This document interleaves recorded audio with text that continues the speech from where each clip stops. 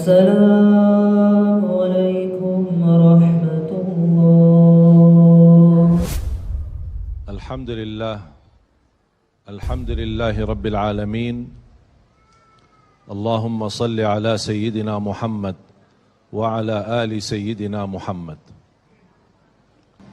Kita dalam segala urusan dunia mengambil keputusan kita harus bermusyawarah. Tapi kalau dalam hal ibadah tidak semestinya bermusyawarah. Artinya kalau kita mau laksanakan kewajiban kita, masa kita bermusyawarah dulu? Allah Subhanahu wa taala memanggilkan kita untuk menunaikan salat kita 5 waktu, tidak perlu dimusyawarahkan. Kalau kita sudah mendengar hayya 'alas salah, hayya 'alal falah, segera tunaikan kewajiban kita. Kalau kita perhatikan dalam Al-Quran, banyak ayat-ayat yang Allah Subhanahu wa taala ikatkan salat dengan zakat, atau bahasa lain salat dengan infak, sebagaimana firman Allah Subhanahu wa taala di suratul Baqarah, dan saya yakin semuanya hafal. A'udzu billahi minasyaitonir rajim. Bismillahirrahmanirrahim. Alif lam mim. Dzalikal kitabu la raiba fihi hudan lil muttaqin. Alkitab ini petunjuk bagi siapa? Bagi muttaqin. Dan Allah menjelaskan sifat-sifat mereka. Kalau kita ingin meniru mereka, ingin bergabung bersama mereka, ingin menjadi seperti mereka, ikutilah penjelasan Al-Quran. Siapa sih al-muttaqin ini? Allah Subhanahu wa taala sebutkan, alladzina yu'minuna bil ghaibi wa yuqimuna as-salata wa mimma razaqnahum yunfiqun. Mereka adalah yang beriman tentang ghaib. Apa yang ghaib? Allah, malaikat, jannah, surga, neraka, segala sesuatu yang ghaib mereka percaya, walaupun mereka tidak melihat dengan mata sendiri. Dan sifat mereka alladzina yuqimuna as-salah. Beda artinya yuqimuna as-salah sama yusallun. Ada orang hanya kerjakan salat, tapi ada orang mendirikan salat. Ada 2 orang salat di saf pertama, sama-sama ruku', sama-sama sujud, sama-sama membaca Al-Quran, tetapi satu diterima oleh Allah, satu tidak diterima oleh Allah. Apa persoalannya? Karena satu menghadap Allah dengan hatinya, dan satu hanya menghadap Allah dengan fisik badannya. Makanya kita melihat orang yang salat dengan hatinya, nikmat salatnya, bisa tenang bacaannya, tenang rukuknya, tenang sujudnya. Beda sama orang yang buru-buru melaksanakan salat. Saya pernah masuk satu masjid, habis saya tahiyatul masjid duduk. Saya melihat seorang baru masuk dan juga tahiyatul masjid.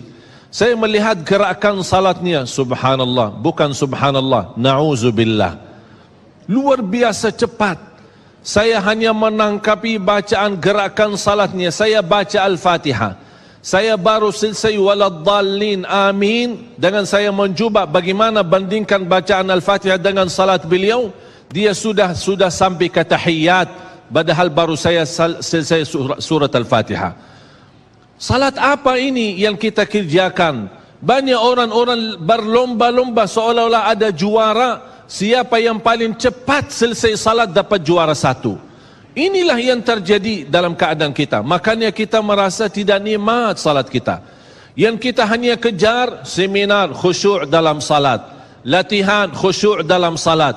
Sebenarnya Bapak Ibu biar faham, tidak ada perintah dalam Al-Quran memerintahkan salat yang khusyuk.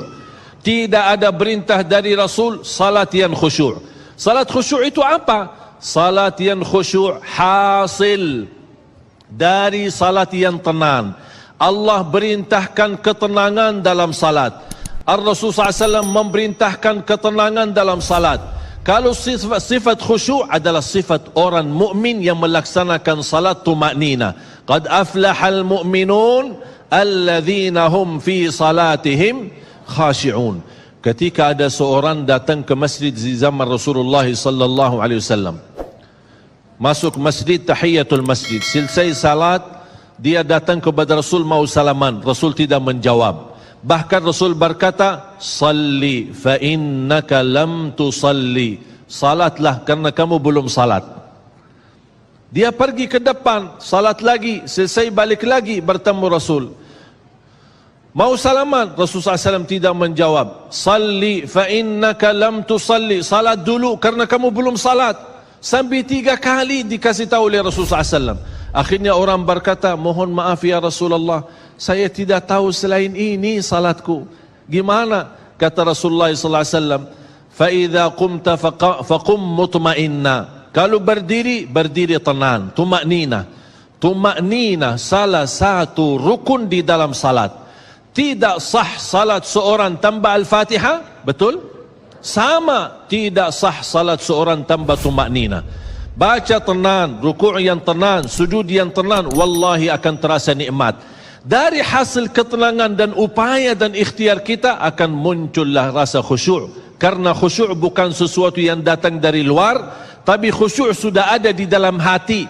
Tinggal bagaimana cara dikelola, bagaimana bisa dikembangkan cara salat yang tenang.